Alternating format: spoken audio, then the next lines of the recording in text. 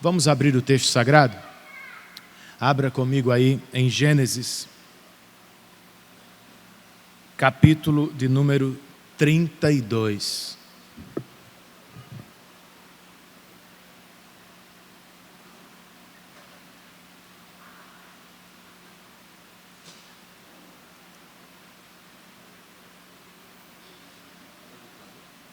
Isso não, hoje está melhor. Obrigado.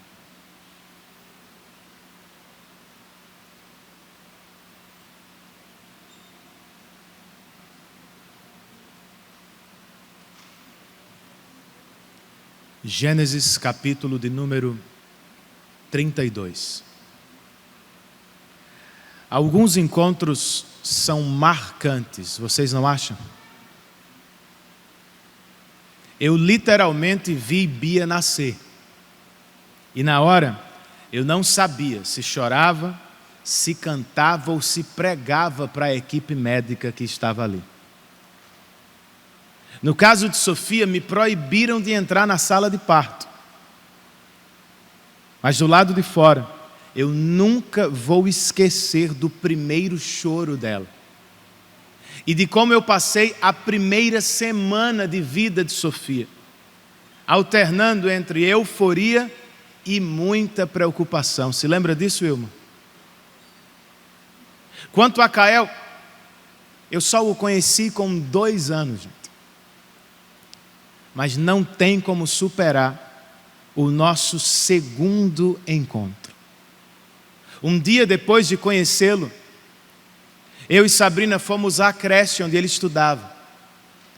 E quando eu apontei na sala de aula, ele, que estava sentado numa fila de 20 crianças no chão, olhou fixamente para mim. Ficou meio que querendo se levantar, mas não o fez. Foi quando a professora perguntou: Kael, segundo dia que nós estávamos nos vendo, né? Kael, você quer abraçar seu pai? Ele se levantou, gente, atravessou a sala inteira e se jogou no meu braço. Foi para matar qualquer um que estava ali. E eu sei que todos vocês poderiam contar histórias semelhantes. E quem sabe num dia como este, né, quando lembramos de nossas mães para honrá-las e pedir a Deus por elas, talvez fosse bastante apropriado lembrar de coisas assim e também de repartir experiências assim com os que nos cercam. É o que Moisés faz neste capítulo.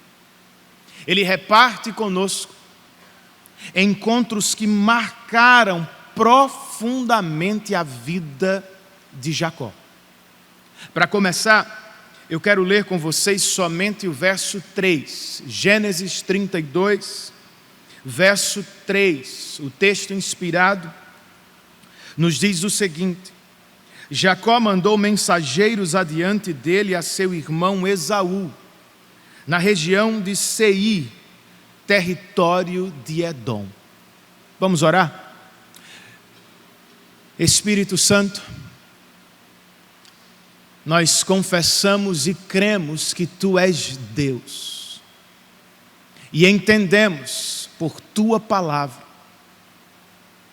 que é o Senhor quem nos dá iluminação espiritual para entender a Bíblia. Que é o Senhor quem nos capacita para o serviço ministerial. Então, por isso, nós te rogamos, Espírito, nos dê luz espiritual nos corações.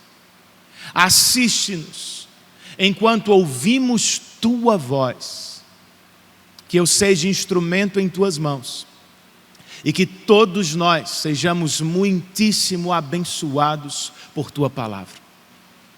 Oramos confiando nos méritos e nos feitos de Jesus Cristo e por amor a Ele.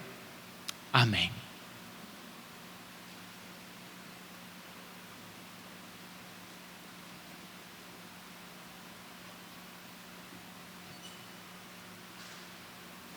Outra vez, queridos, Jacó está entre Canaã e Padã Arã.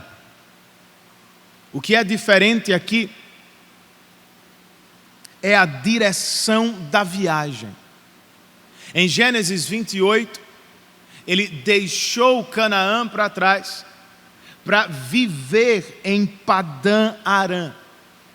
Em Gênesis 32, 20 anos depois daquele episódio, ele está deixando para trás o campo de trabalho forçado de Labão para reencontrar o campo de batalha de seu irmão Esaú. Como seria esse encontro? Sim, ele venceu Esaú na primeira vez, mas seria capaz de vencê-lo de novo? Algumas preocupações da primeira viagem já não existem mais. Deus já se provou, ou já deu a ele provas de que estava ao seu lado em todo o tempo. Mas é claro que outras surgiam enquanto fazia o caminho de volta. Foi quando, inesperadamente, ele viveu encontros transformadores que o prepararam para o novo episódio com Esaú. É do que precisamos às vezes. Eu sei que a vida é corrida e que sua agenda é cheia. Todavia, se você quer viajar bem, se quer chegar bem ao destino, você também precisa de encontros transformadores, renovadores. Quais são eles, pastor? Do que é que estamos falando e como eles podem nos ajudar? Falando primeiro de Jacó e só depois de nós, queridos. Nós podemos dizer inicialmente, à luz deste texto, que Jacó encontrou-se com os anjos do Senhor outra vez. Versos 1 e 2 registram: Jacó também seguiu o seu caminho, e anjos de Deus vieram ao encontro dele. Quando Jacó os avistou, disse: este é o exército de Deus. Por isso deu àquele lugar o nome de Maanaim. Bem, a oração inicial é o que liga os dois capítulos aqui. Ao fim do capítulo 31, nós lemos que Labão beijou seus netos e suas filhas e depois voltou para sua terra. Ao abrir o 32, Moisés nos conta que Jacó também seguiu o seu caminho, ou seja, o patriarca, como o sogro, está voltando para a sua própria terra. Algum problema com isso, pastor? Claro, Esaú. Antes, porém, de reencontrar o irmão, Jacó foi encontrado aqui pelos anjos do Senhor. Os anjos do Senhor o encontraram na saída da terra prometida, se lembram disso? No lugar que ele chamou de Betel. E agora os anjos do Senhor voltam a encontrá-lo no retorno para a terra prometida, em um lugar que Jacó vai chamar de Manaim, o que significa acampamento ou exército de Deus. E com que propósito se dá este encontro? Lembrar Jacó: Jacó, você não está sozinho neste mundo. E o acampamento ou exército de Esaú que virá contra você não é o único que existe na terra. Deus também tem acampamento. E seus anjos estão à sua volta. Depois desse encontro, os versos 3, 4 e 5 nos contam que Jacó mandou mensageiros adiante dele a seu irmão Esaú, na região de Seir, no território de Edom, onde agora morava Esaú. E lhes ordenou: vocês dirão o seguinte ao meu senhor Esaú: Assim diz teu servo Jacó: morei na casa de Labão e com ele permaneci até agora. Tenho bois e jumentos, ovelhas e cabras, servos e servas. Envio agora esta mensagem ao meu senhor, para que me recebas bem. O que lhe chamou a atenção aqui?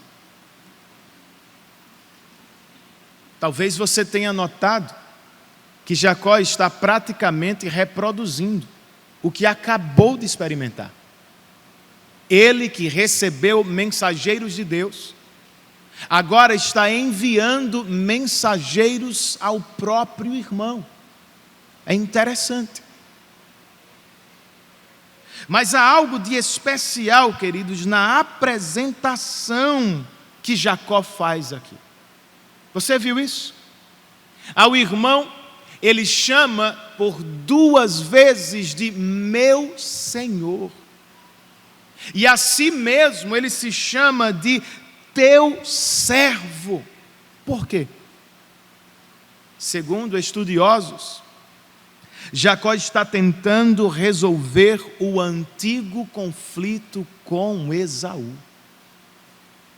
Ao tomar-lhe a bênção no passado, Jacó se tornou senhor de Esaú. Voltando para casa agora, ele não tem problema de dizer: meu irmão, eu sou teu servo. Jacó está mudando, gente. É verdade, mas ele ainda tem medo. Ele teve medo de Labão no passado, e aqui ele revela ter medo de Esaú. Como será que meu irmão vai me receber?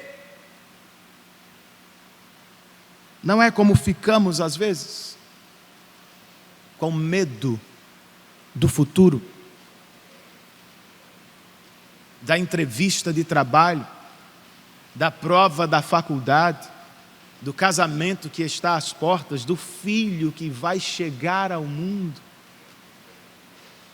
O que fazemos, queridos? Como enfrentamos este medo do futuro? Primeiro, segundo o que vemos aqui, nós temos que enfrentar o futuro com humildade. Não pode ser coincidência. Em um mesmo dia, mais cedo Jacó se chama de servo de Esaú. E mais tarde, como ouviremos na próxima divisão do texto, ele se chama de servo do Senhor. De fato, Jacó está crescendo na fé. E em parte, crescer na fé significa diminuir de tamanho.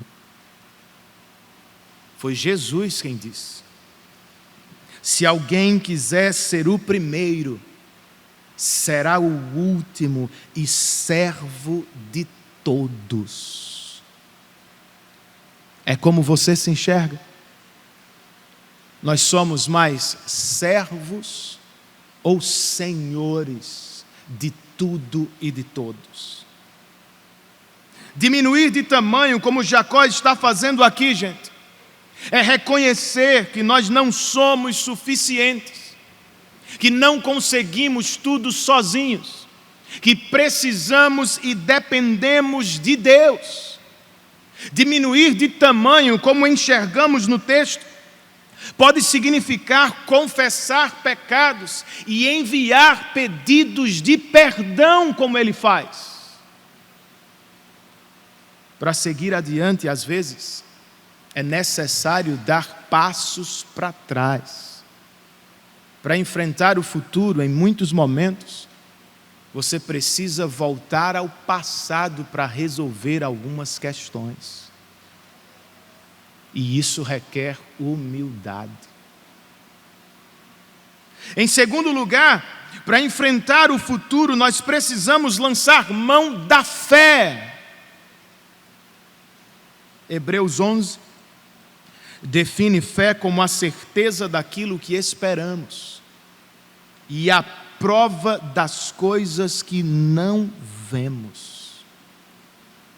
O que esperamos de Deus em dias de dificuldade, gente?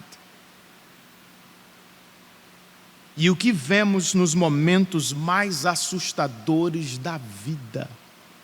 Pela fé, Jacó viu o acampamento do Deus vivo. Pela fé, ele percebeu que estava cercado pelos poderosos anjos de Deus. Não é sempre assim, é? Eu tenho para mim que nós somos mais dominados pelo que vemos e que facilmente nos esquecemos do que acreditamos de fato. Tome o servo de Eliseu, por exemplo, que teve medo do exército da Síria. E o profeta disse: você não precisa ter medo, porque os que estão conosco são mais fortes e mais numerosos do que eles. Como assim, profeta? Eliseu orou. Deus abriu os olhos de seu servo e ele viu colinas cheias de cavalos e carros de fogo ao redor do profeta. Foi o mesmo que disse João o apóstolo, irmãos. Filhinhos, vocês são de Deus e os venceram, os inimigos da fé. Porque aquele que está com vocês é maior do que aquele que está no mundo. Você crê nisso de fato? Então, seja qual for o desafio adiante, enfrente-o pela fé no seu Deus. Você não está sozinho na luta contra o pecado, meu irmão. Você não está sozinho na luta familiar que trava. Você não está sozinho na luta profissional que enfrenta. Deus está conosco, queridos. E Ele é maior do que qualquer desafio. O anjo do Senhor, disse o salmista, e viu Jacó, é sentinela ao redor daqueles que o temem. Bem, esse foi o primeiro encontro que Jacó viveu aqui. Em segundo lugar, nós podemos dizer que Jacó encontrou-se com a oração. Os versos 6, 7 e 8 registram.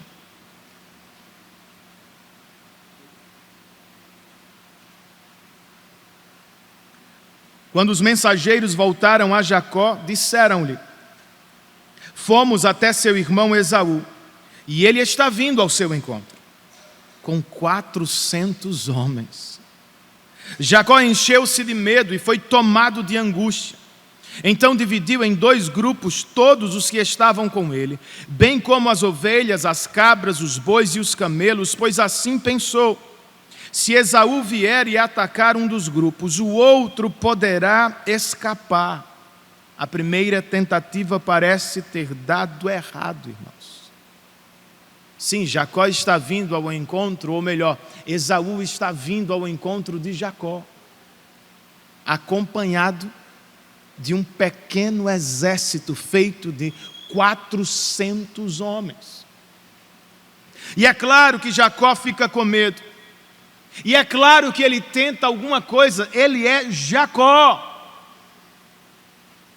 Pelo que entendeu do movimento de seu irmão, em breve ele e sua família serão atacados subitamente. Então, vamos dividir tudo. Mas para fazer justiça com ele, Jacó aqui não só tentou algo na força do próprio braço. Ele orou aqui. É a primeira oração registrada de Jacó na Bíblia. E detalhe, é a oração mais longa do livro de Gênesis. Verso 12 ao verso de número, ou melhor, verso 9 ao verso de número 12. Moisés nos diz: então Jacó orou: ó Deus de meu pai Abraão, Deus de meu pai Isaque, ó Senhor, que me disseste: volte para a sua terra e para os seus parentes, e eu o farei prosperar. Não sou digno de toda a bondade e lealdade com que trataste o teu servo. Quando atravessei o Jordão, eu tinha apenas o meu cajado, mas agora possuo 2 caravanas. Livra-me, rogo-te, das mãos do meu irmão Esaú, porque tenho medo que ele venha nos atacar, tanto a mim como as mães e as crianças, pois tu prometeste.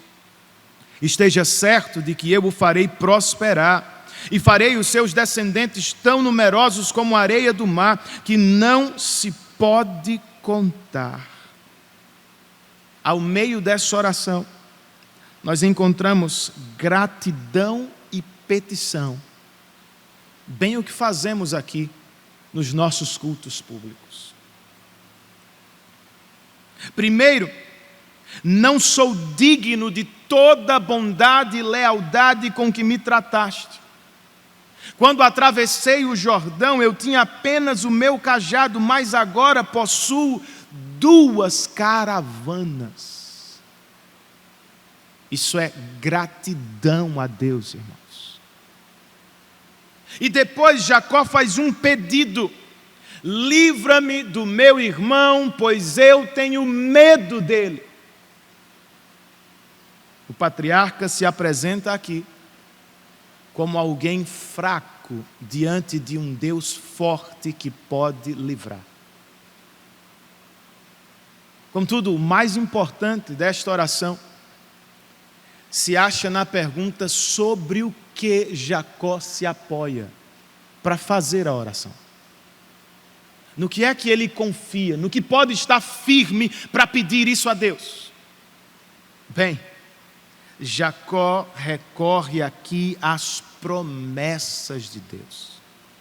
Primeiro, foi o Senhor quem me disse: volte para a sua terra e para os seus parentes. Depois, pois tu prometeste, esteja certo de que eu o farei prosperar. E por que é que Jacó está mencionando as promessas de Deus?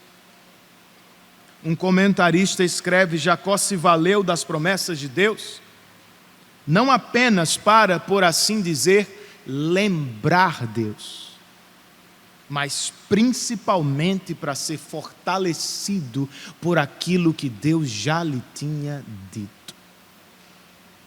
E ele foi, será. Antes, porém, ele volta à ação de estratégia. Versos 13 a 21. Depois de passar ali a noite, Jacó escolheu entre os seus rebanhos um presente para o seu irmão Esaú. Um baita presente. 200 cabras e 20 bodes, 200 ovelhas e 20 carneiros, 30 fêmeas de camelo com seus filhotes, 40 vacas e 10 touros, 20 jumentas e 10 jumentos. Designou cada rebanho sob o cuidado de um servo e disse-lhes: vão à minha frente e mantenham certa distância entre um rebanho e outro, entre um presente e outro. Ao que ia à frente, deu a seguinte instrução: quando meu irmão Esaú encontrasse com você e lhe perguntar: a quem você pertence, para onde vai e de quem é todo este rebanho à sua frente, você responderá: é do teu servo Jacó. É um presente para o meu senhor Esaú, e ele mesmo está vindo atrás de nós. Também instruiu o segundo, o terceiro e todos os outros que acompanhavam os rebanhos: digam também a mesma coisa a Esaú quando o encontrarem. E acrescentem: teu servo Jacó está vindo atrás de nós. Por quê, gente? Está aqui, ó. Porque pensava: eu o apaziguarei com esses presentes que estou enviando antes de mim. Mais tarde, quando eu o vir, talvez me receba. Assim, os presentes de Jacó seguiram à sua frente. Ele, porém, passou a noite no acampamento. Bem, o que vocês acham dessa estratégia? O que Jacó está fazendo aqui? Os comentaristas se dividem. Alguns o criticam, sugerindo que Jacó está agindo como Jacó. Acabou de orar pedindo a Deus livramento, mas não confia plenamente em Deus e por isso volta a montar suas próprias estratégias. Talvez seja o caso. Mas outros comentaristas, como é o caso do próprio João Calvino, o aplaudem aqui. Por quê? Por unir oração e ação, fé e planejamento. Sinceramente, eu não sei ao certo com quem ficar, queridos. O que me parece claro, no entanto, é o que ele quer com os presentes que manda para Esaú. Eu vou apaziguar o meu irmão. Apaziguar tem por sinônimo espiar, aplacar, remir. Em outras palavras, Jacó está tentando acertar as contas com o irmão. No passado, Esaú, eu roubei de você, mas agora que volto para casa, eu quero restituir o que tirei, dando-te parte do que o Senhor me deu. Se é o que está fazendo, irmãos, este é o caminho certo para a reconciliação mesmo. Restituição. Além de se reconhecer menor que seu irmão, Jacó está enviando-lhe presentes na tentativa de fazer as pazes. Mas por que presentes? Porque reconciliação custa caro, amigo. Ao ser visitado por Jesus, Zaqueu exclamou: olha, Senhor, estou dando metade dos meus bens aos pobres, e se de alguém extorquir alguma coisa, vou devolver 4 vezes mais. Entenda, querido, pedir perdão não é suficiente. Para restaurar o relacionamento com o cônjuge, para se reconciliar com um amigo ou com um irmão, você também precisa investir. Não é só dizer que queremos a reconciliação. Nós precisamos provar com ações que nossas palavras são verdadeiras. Você foi infiel ao seu cônjuge, então não apenas lhe peça perdão e diga que vai ser fiel, prove que esse é o caminho que você quer seguir. Você negligenciou sua família, agora prove que não vai fazê-lo, estando presente e dando-lhe atenção. Você feriu algum irmão, algum amigo, você não tem dado atenção à igreja. Prove que ela é importante para você através de ações práticas. Não fique só no discurso.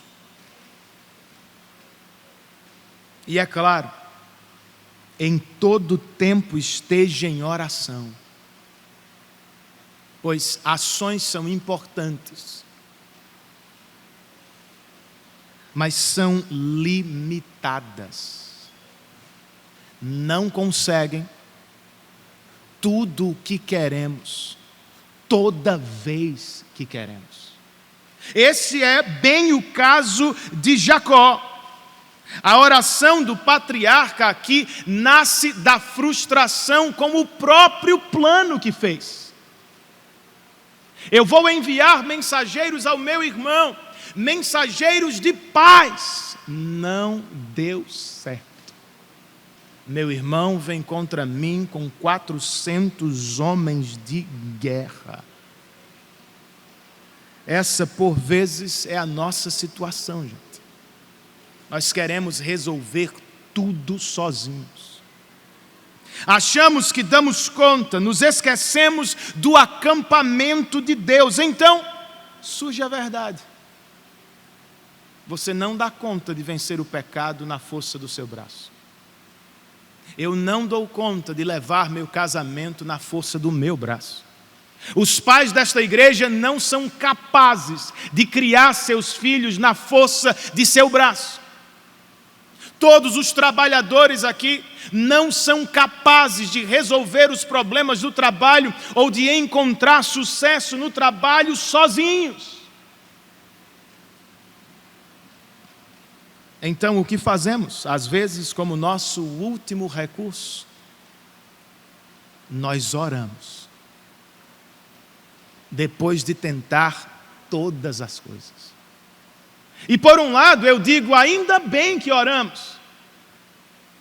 Ou melhor, ainda bem que Deus é bom conosco. Pois para nos colocar face a face com Ele, Ele sabe como dobrar nossos joelhos, Ele sabe como quebrar nosso orgulho, Ele sabe como nos levar à oração, por vezes não nos deixando prosperar nos nossos próprios planos. Caímos de joelhos. Mas por outro lado, eu tenho que dizer que pena que demoramos tanto para orar. Por vezes escuto agora, tudo o que me resta é a oração, pastor. Não, irmão.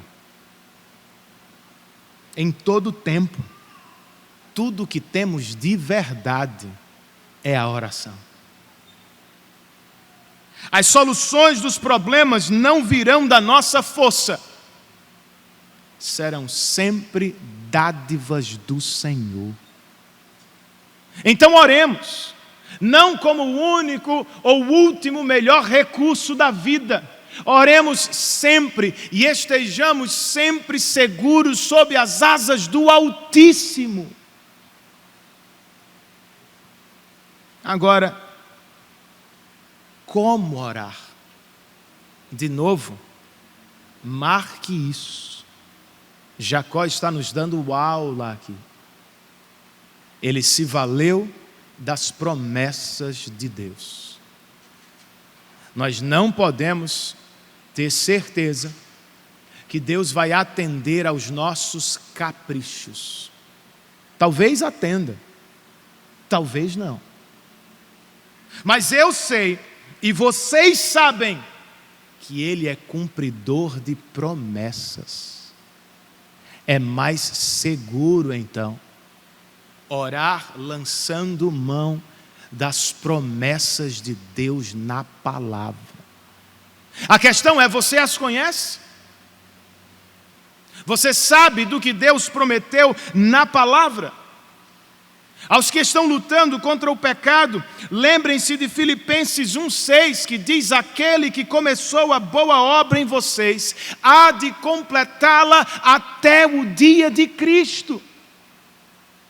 Aqueles que estão lutando contra a ansiedade, lembrem-se de Mateus 6, portanto, não se preocupem dizendo que vamos comer, que vamos beber, que vamos vestir. Os pagãos é que correm atrás dessas coisas, mas o Pai Celestial sabe que vocês precisam delas. Busquem, pois, em primeiro lugar o reino de Deus e a sua justiça, e todas essas coisas serão acrescentadas a vocês.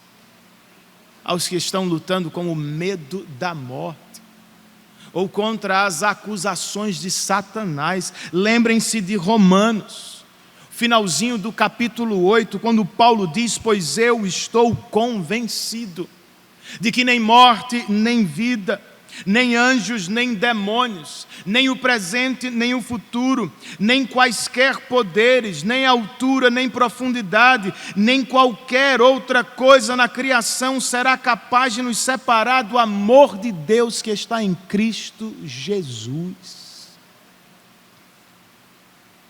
Você precisa conhecer as promessas de Deus para você. Suas orações serão mais sólidas, mais robustas, mais fortes no impacto sobre o coração e mente. É por isso então que Jacó está orando. Jacó encontrou-se com anjos, Jacó encontrou-se com a oração. E por fim, queridos, Jacó encontrou-se com Deus. Versos 22, 23 e 24.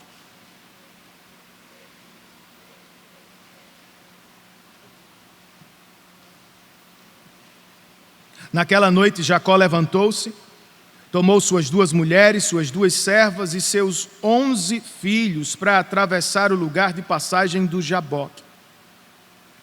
Depois de havê-los feito atravessar o ribeiro, fez passar também tudo o que possuía. E Jacó ficou sozinho. Então veio um homem que se pôs a lutar com ele até o amanhecer. Os primeiros versos aqui são introdutórios e apenas formam o cenário para a luta. O importante mesmo é a luta.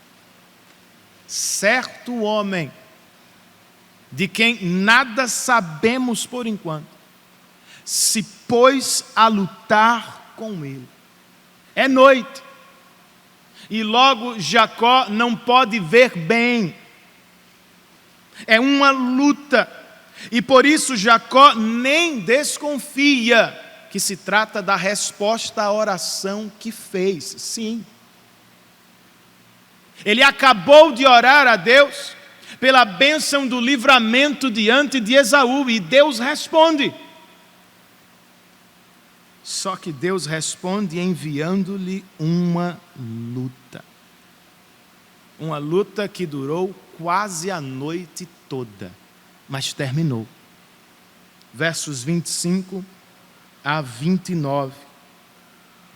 Quando o homem viu que não poderia dominar Jacó, tocou-lhe na articulação da coxa, de forma que a deslocou enquanto lutava. Então o homem disse: deixe-me ir, pois o dia já desponta. Mas Jacó lhe respondeu: não te deixarei ir, a não ser que me abençoes. O homem lhe perguntou: qual é o seu nome? Jacó, respondeu ele. Então disse o homem: seu nome não será mais Jacó, mas sim Israel, porque você lutou com Deus e com os homens e venceu. Prosseguiu Jacó: peço-te que digas o teu nome. Mas ele respondeu: por que pergunta o meu nome? E o abençoou ali. A luta terminou com um único toque. Foi quando Jacó percebeu: não se trata de mero homem, no mínimo é alguém da parte de Deus. E por isso, não podendo mais lutar, Jacó se agarra àquele homem da parte de Deus e implora por uma bênção. Vejam, Jacó podia ter desistido, gente. Podia ter pensado: até Deus está contra mim nesta viagem. Mas ele nem desiste, nem foge. Ele segura o anjo e implora: eu quero a minha bênção. E do que se trata? As palavras do pastor Hernandes Dias Lopes: os olhos de Jacó foram abertos para compreender que a maior bênção da vida não é riqueza nem família, é Deus. Deus, sem Jacó, continua Deus. Mas e Jacó sem Deus? Quem é na vida?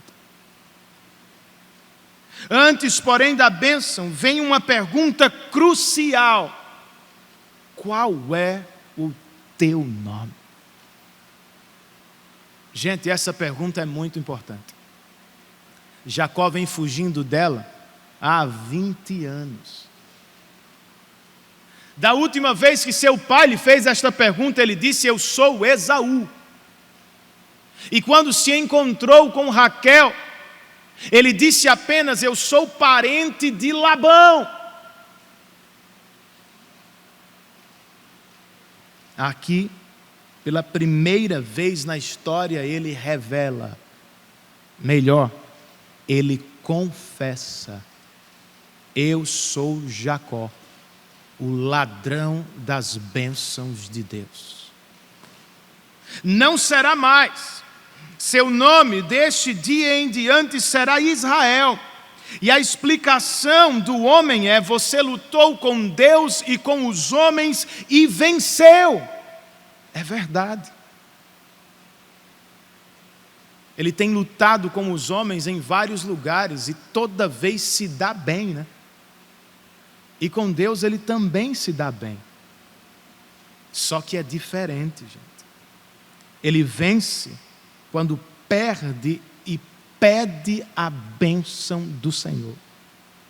Jacó vence quando reconhece que sozinho não pode lutar. Ele vence quando se vê menos como Jacó, o homem que consegue a bênção, e mais como Israel, o homem que tem Deus lutando ao seu lado. De fato ele vence aqui. De posse da bênção, os versos 30, 31 e 32 encerram a narrativa nos dizendo que Jacó chamou àquele lugar Peniel, pois disse: vi a Deus face a face, e todavia a minha vida foi poupada.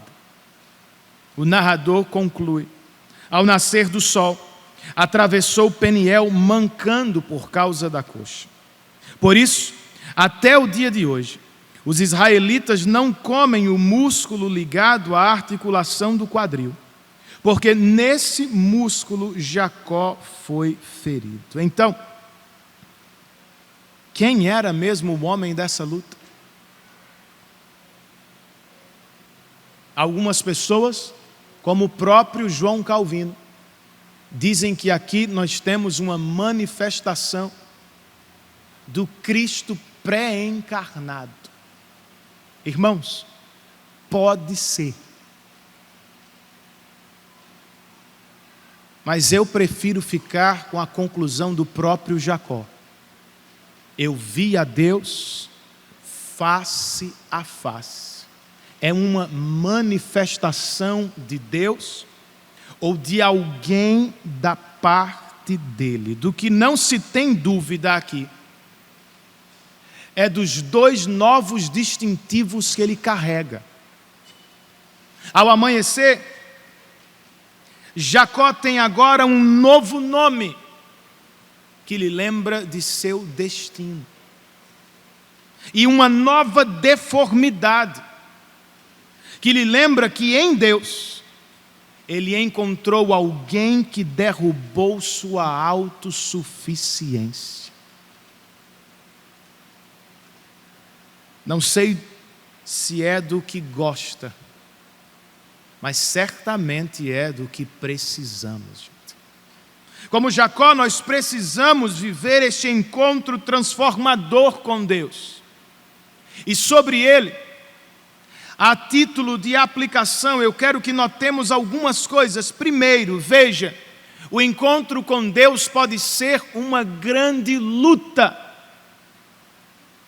Jacó pediu uma bênção e recebeu uma batalha. Você tem pedido para crescer na fé, não tem? Tem dito que quer andar mais perto de Deus, não é?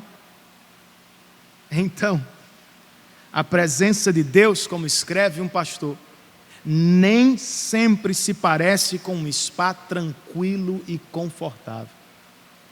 Às vezes, ela está mais para uma luta de MMA. E se for mesmo, irmãos, já pensou? E se a luta familiar, a luta no trabalho, a luta na saúde for a mão de Deus? Você não entende bem o que está acontecendo, não sabe ao certo o que fazer, siga o exemplo do patriarca aqui. Agarre-se a Deus e persevere com Ele até o fim. Não é hora de desistir. Não é agora que vamos fugir. No caso de Jacó, ele está às portas da terra prometida. Por que voltar atrás agora? Então, perseveremos com Deus em oração por aquilo que realmente queremos. Vejam, Jacó não entendeu, mas perseverou. Jó não entendeu, mas se submeteu. O homem importuno da parábola de Jesus bateu a porta de seu vizinho e não saiu de lá até ser atendido. Foi a partir deste exemplo que Jesus disse: peçam e será dado, busquem e encontrarão, batam e a porta se abrirá. Pois todo o que pede recebe, o que busca encontra, e aquele que bate a porta será aberta. Essa é a questão, queridos. Será que realmente queremos o que falamos a Deus em oração? Então, por que desistimos tão rápido? Por que você esquece o assunto tão depressa? Persevere com Deus, insista com Ele. No tempo certo, Deus lhe atenderá, segundo a vontade dEle, para a glória dEle, mas também para o seu bem. E ao menos eu vou dizer amém. Em segundo lugar, falando ainda deste encontro transformador, eu quero que você entenda que ele pode ser um processo. Olha que interessante, um comentarista me fez observar isso. Abrão teve o nome mudado para Abraão, não foi assim? Nunca mais foi chamado de Abrão. Sarai teve o nome mudado para Sara, nunca mais voltou a ser chamado pelo primeiro nome. Com Jacó, no entanto, é diferente. A Bíblia vai alternar até o fim, ora chamando de Israel, ora chamando de Jacó. Por quê? Ian Duguid, em um livro que está no boletim, escreve: Jacó e Israel têm duas naturezas em conflito. Jacó já é Israel por obra de Deus, mas Israel vai levar a vida toda para se ver livre de Jacó, também por obra de Deus. Eu vejo aqui uma excelente ilustração da nossa vida cristã, irmãos. Em Cristo, Deus nos justificou num ato forense, está feito ao nos salvar, e por meio da obra de Cristo, Deus nos declara justos para sempre, embora ainda sejamos pecadores. Diz o pastor Leandro Lima: somos uma coisa na prática e outra coisa no papel. O católico fica louco com isso, mas é verdade. Somos justos para Deus em Cristo, mas nós sabemos que na vida ainda somos pecadores. Por isso, a transformação que começa na salvação ou na conversão vai transcorrer durante toda a vida por meio do que chamamos de santificação. E o que é santificação, pastor? Segundo este texto, ou na linguagem deste texto, santificação é perder para Deus, a fim de vencer com Deus. E não é algo que acontece uma única vez na conversão, irmãos.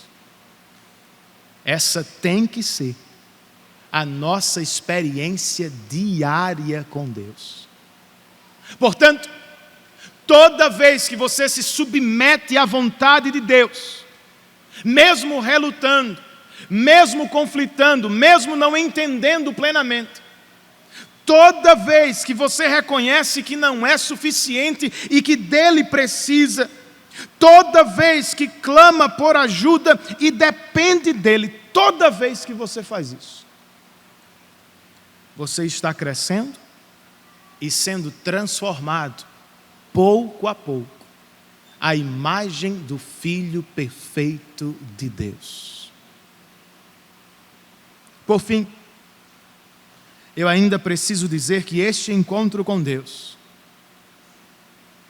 só se dá por meio de Cristo, irmãos. Por isso, seja você um crente de longa data, ou alguém que está aqui apenas considerando a fé cristã, o que todos precisamos fazer nesta manhã é olhar para Cristo. Porque os crentes do Antigo Testamento não comiam mais do quadril dos animais. Para lembrar, foi aqui que Jacó foi tocado por Deus. Porque nós celebramos a ceia do Senhor todos os meses.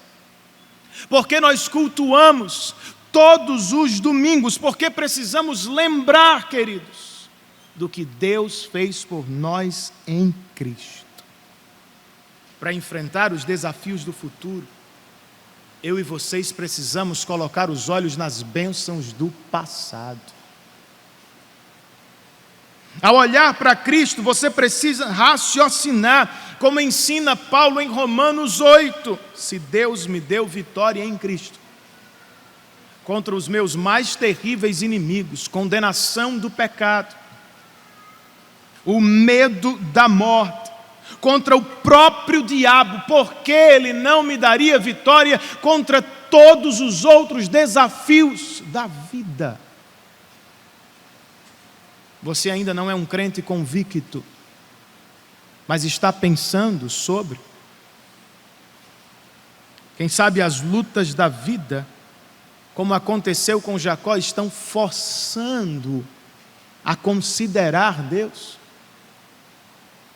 Como você se relaciona com Ele?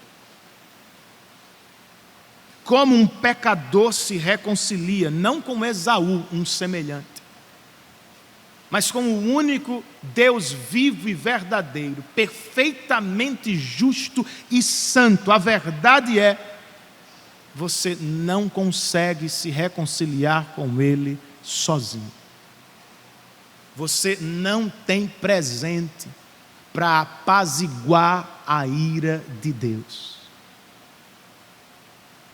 Por isso, é necessário fé, uma dádiva de Deus, para crer que Cristo fez isso na cruz, no nosso lugar.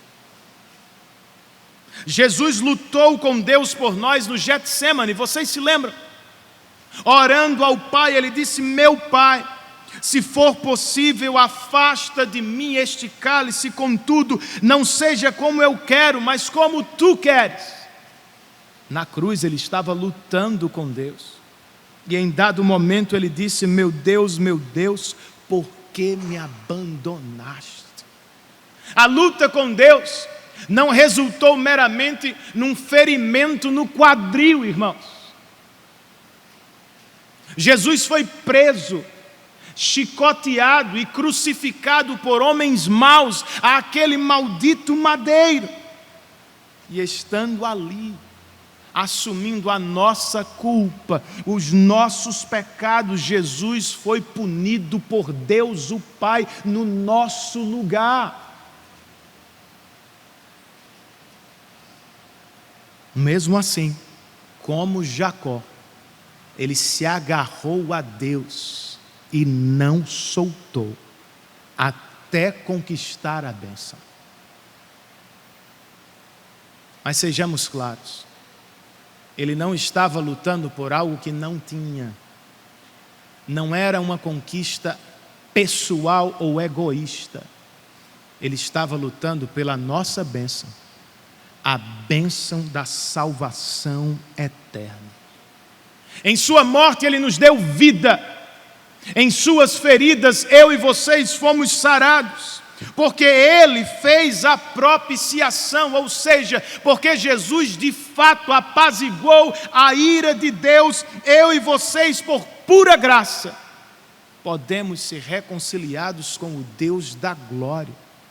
Podemos chamá-lo agora de nosso Pai Celestial. É muita bênção. Somente não resista à voz do Espírito. Se outros encontros já causaram impactos na vida, venha a Cristo e sua vida será transformada como nunca antes e para sempre. Aliás, nenhum encontro foi tão marcante para mim do que o encontro com Cristo. Eu abri a Bíblia aleatoriamente, como eu digo, para não se fazer.